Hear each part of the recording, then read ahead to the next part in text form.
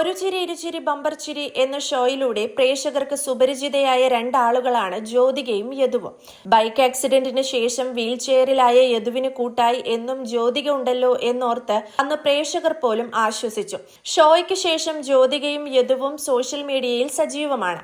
ഇരുവർക്കും ആശംസകൾ അറിയിച്ച് എപ്പോഴും ആരാധകർ കൂടെയുണ്ട്. ഇപ്പോഴിതാ ഇരുവരുടെയും വിവാഹ നിശ്ചയത്തിന്റെ ദൃശ്യങ്ങളാണ് സോഷ്യൽ മീഡിയയിൽ വൈറലാകുന്നത്. യദുവിന്റെയും ജ്യോതികയുടെയും ആ ആഘോഷ നിമിഷത്തിന്റെ വീഡിയോ പ്രേക്ഷകരും ഏറ്റെടുക്കുകയാണ്. +2 മുതൽ തുടങ്ങിയ പ്രണയമാണ് ഇരുവരുടേതും. ആദ്യം വീട്ടുകാർ തങ്ങളുടെ ബന്ധം എതിർത്തു. എന്നാൽ വിവാഹം ഉറപ്പിക്കാമെന്ന് തീരുമാനിച്ച സമയത്താണ് ആക്സിഡന്റ് സംഭവിക്കുന്നതെന്ന് ഇരുവരും പറയുന്നു. വനിതയോടായിരുന്നു ഇവരുടെ പ്രതികരണം.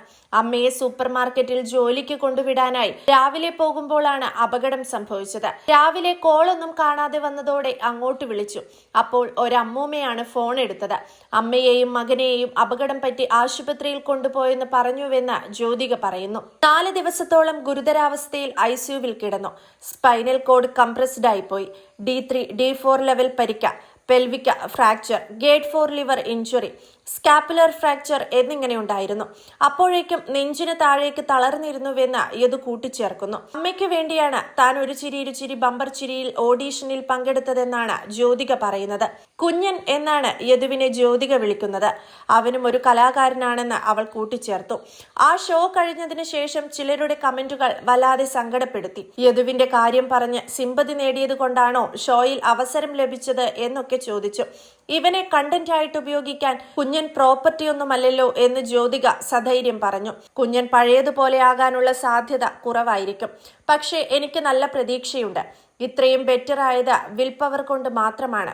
എങ്ങനെയായാലും ഞങ്ങളുടെ പ്രണയത്തിന് ഒന്നും സംഭവിക്കില്ല. ഇവൻ പോലും എന്നോട് പറഞ്ഞിരുന്നു നീ പൊയ്ക്കോ എന്ന്.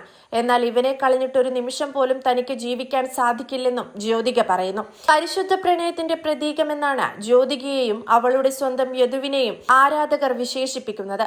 അവൻ എന്നെ വിട്ടുപോയെങ്കിലേ ഉള്ളൂ, അല്ലാതെ വേർപിരിക്കാൻ സാധിക്കില്ല എന്നാണ് ജ്യോതിക പറയുന്നത്. എനിക്കവനെ അത്ര ജീവനാണ്. യദുവിന്റെയും ജ്യോതികയുടെയും സ്നേഹത്തിനു മുന്നിൽ കണ്ണു നിറഞ്ഞുപോയ വൈകാരിക നിമിഷമാണിതെന്ന് പറയുകയാണ് ഇപ്പോൾ സോഷ്യൽ മീഡിയ.